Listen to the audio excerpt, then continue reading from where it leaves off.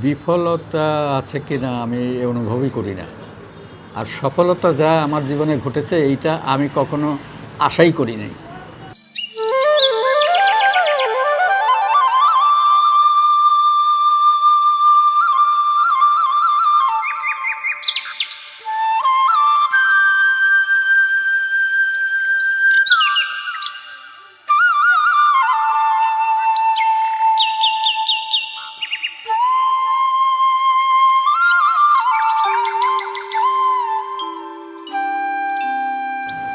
যখন স্কুলে পড়তাম, স্কুলের পাঠ্য বইয়ের উপরে যে সুন্দর সুন্দর কভারগুলি থাকতো, সুন্দর ছবি আঁকা থাকতো, সেগুলি দেখে এবং বইয়ের ভেতরের যে সমস্ত ছবি থাকতো সেগুলি দেখে অনুপ্রাণিত হতাম যে এইগুলি কিভাবে কে আঁকে।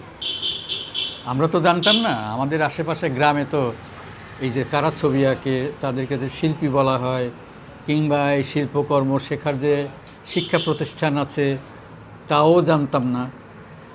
তো ফলে কে ছবি আঁকতো এরকম মনের মধ্যে প্রশ্ন জাগতো, তারা কেমন দেখতে এরকম। তো যাই হোক, এই ছবি দেখে আমার ভালো লাগতো বলে এগুলি দেখে দেখেই আমিও স্কুলের খাতাতেই আঁকা শুরু করলাম। তারপরে এই যে গোলাপ ফুল, পান পাতা, এইগুলি আঁকতাম। আর সেই সময় আমি যখনকার কথা বলছি তখন গ্রামের মেয়েরা রুমাল সেলাই করত। রুমালের কোনায় একটা গোলাপ ফুল সুতা দিয়ে তৈরি করে নিচে লিখে দিত, ভুলো না আমায়। হ্যাঁ, এটা কিন্তু প্রচলন ছিল আগে। মানে তার যারা হয়তো দূরে থাকে, চাকরি করে, তাদেরকে এই ধরনের রুমাল তৈরি করে দিয়ে দিত।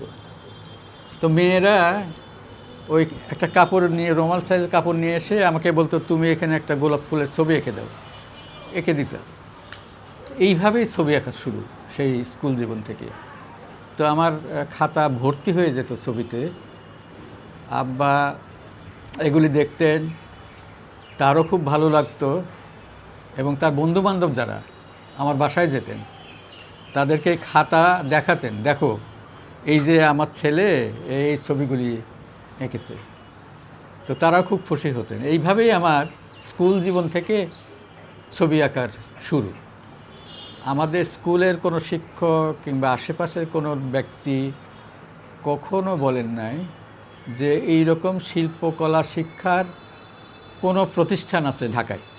তা আমিও জানতাম না, যে কারণে এসএসসি পাশ করার পরে পাবনা এডওয়ার্ড কলেজে গিয়ে ভর্তি হলাম সায়েন্স নিয়ে, এবং সেখানে 2 বছর পড়াশোনা করলাম। এরপরে 2 বছর পরে আমি ভাবলাম এখন কোথায় পড়ব। তো পরে পাবনা যে ঈশ্বরদী একটা পোস্ট অফিসে গিয়ে বসলাম। ওদের তখন তো মোটা টেলিফোন গাইড বের হতো, এর পাতা উল্টাতে উল্টাতে চারুকলা, ঢাকা বিশ্ববিদ্যালয়ের চারুকলার আগে কিন্তু যখনকার কথা বলছি তখন এটা গভর্নমেন্ট কলেজ ছিল, এখন বিশ্ববিদ্যালয়ে যাওয়ার পরে অনুষদ হয়ে গেছে। তো সেইখানে ফোন দিলাম, ভাইস প্রিন্সিপাল ধরলেন। তো আমি বললাম আমি তো ভর্তি হতে চাই। তো উনি বললেন যে না, আমাদের এখন আর ভর্তির সময় নেই,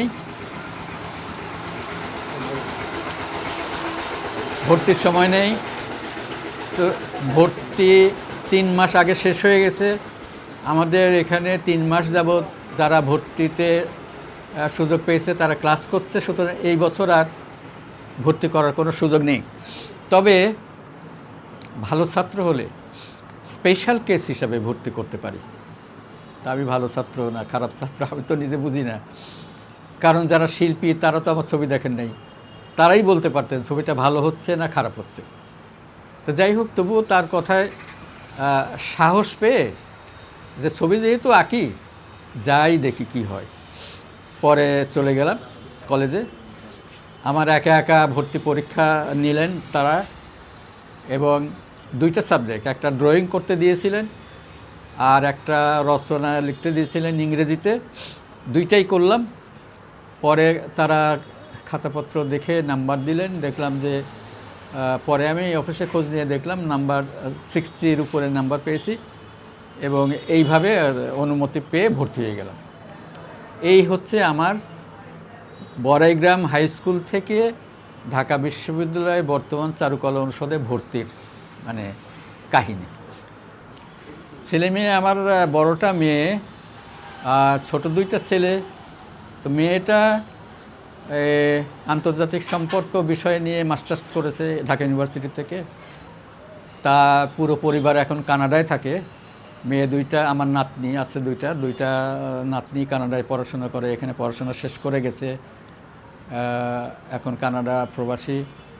ছেলে দুইজনই, একজন ছোটোটা বিটিভিতে চাকরি করে, বড়টা একুশে টেলিভিশনে, দুইজন টেলিভিশনেই আছে। তাদেরও ছেলে মেয়ে আছে। ওই ছোটো ছেলের ছেলে মেয়ে নিয়েই আসছি আমি এখন এখানে, আমার সঙ্গে আসছে এরা। এই আমার শিক্ষা জীবনটা একেবারেই আলাদা। যদিও প্রতিষ্ঠানে ভর্তি হয়েছি কিন্তু আমার কোনো শিক্ষক ছিল না, কারণ আমি যে সাবজেক্টে পড়াশোনা করেছি সেই সাবজেক্টের যে বিভাগ, সেই বিভাগটা তালা মারা ছিল, বন্ধ। কারণ ওই বিভাগে পড়ানোর মতো ওই বিভাগের শিক্ষিত কোনো শিক্ষক ছিল না। যারা প্রথম দিককার শিক্ষক তারা সবাই কলকাতা গভর্নমেন্ট আর্ট কলেজ থেকে পড়াশোনা করে আসছিলেন, কিন্তু আমি যে বিষয় নিয়ে পড়ব সেই বিষয়ের কোনো শিক্ষক ওখানে পড়াশোনা ওই বিষয়ে করেন নাই, ফলে বন্ধ ছিল।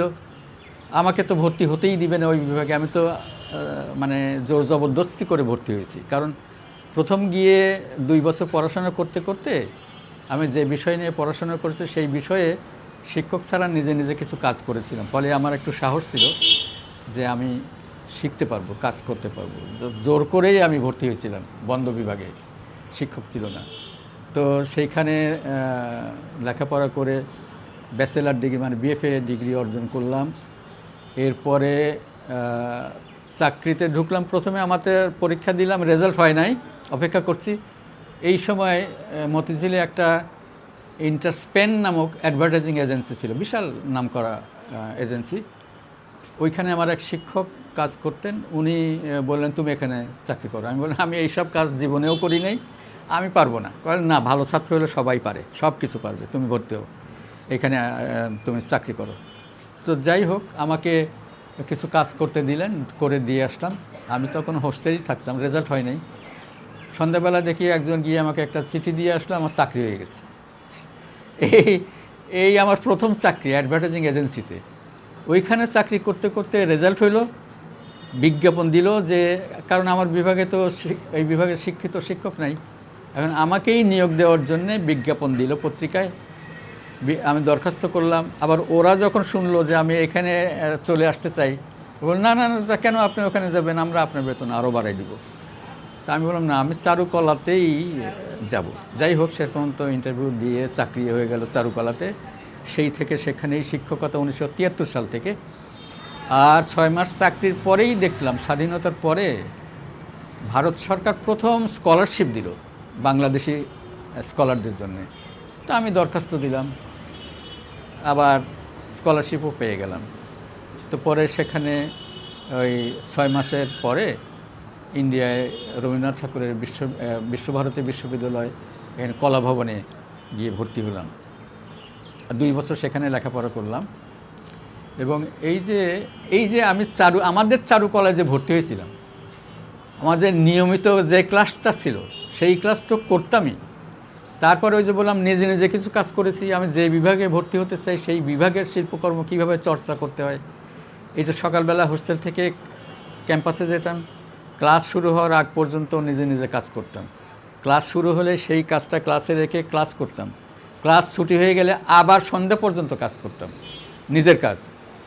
এইভাবে যে একটা অভ্যাস গড়ে তুলেছি, এখন পর্যন্ত সেই অভ্যাস আছে। মানে কাজ না হাতে থাকলে যদি 5 মিনিট আমি কিছু কাজ না করি, এতই অস্বস্তি লাগতে থাকে, কি এই ঘর থেকে ওই ঘরে যাই, ওই ঘর থেকে ছাদে যাই, এরকম একটা অবস্থা তৈরি হয়। তো আমার শিক্ষা জীবন পুরোটা ভারতবর্ষে ওই রকমই।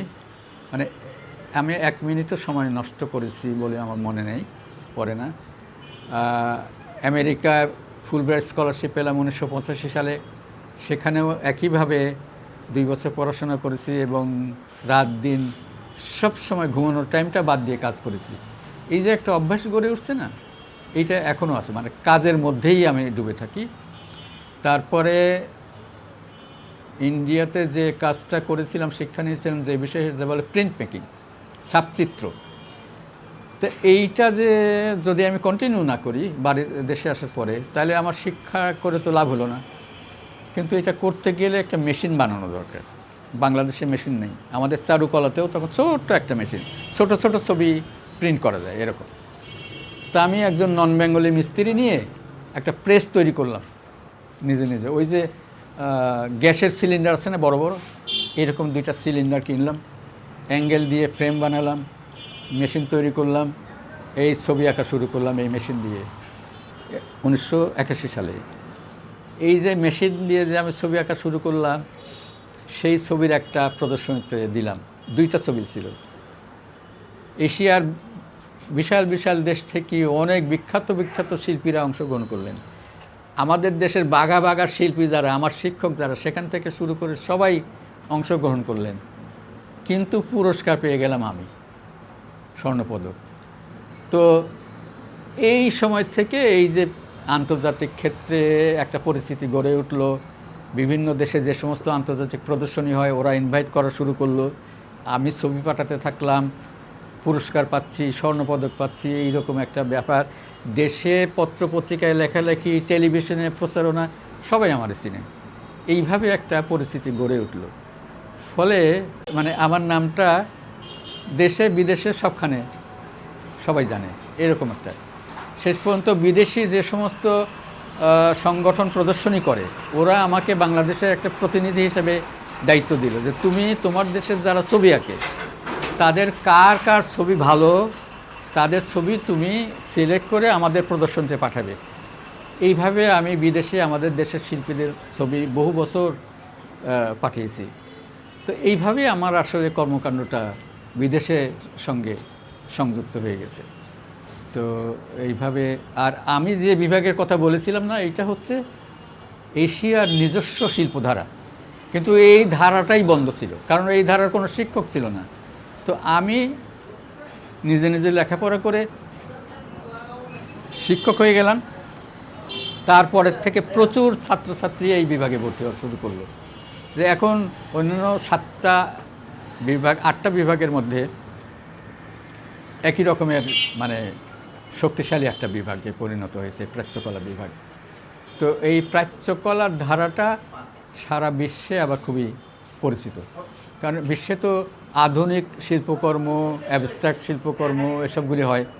তো আমাদের দেশের নিজস্ব ধারার ছবি পেলে তারা মহাখুশি হয়, কারণ তো এগুলি দেখে না। তো এইভাবে একটা বন্ধ বিভাগকে আমি সচল করে দিয়েছি, এখন চলছে এইটা। তো এই আন্তর্জাতিক ক্ষেত্রেও এখন এই বিভাগের শিল্পীরা বেশ খ্যাতি অর্জন করছে। আমার বিভাগের একজন ছাত্র ওই যে চারুকলা, এশীয় চারুকলা প্রদর্শনীতে স্বর্ণপদক পেয়েছে, ওরা আমারই ছাত্র। এইভাবে আমার বিভাগের ছাত্রছাত্রীরাও বেশ এখন ভালো খ্যাতি অর্জন করে যাচ্ছে।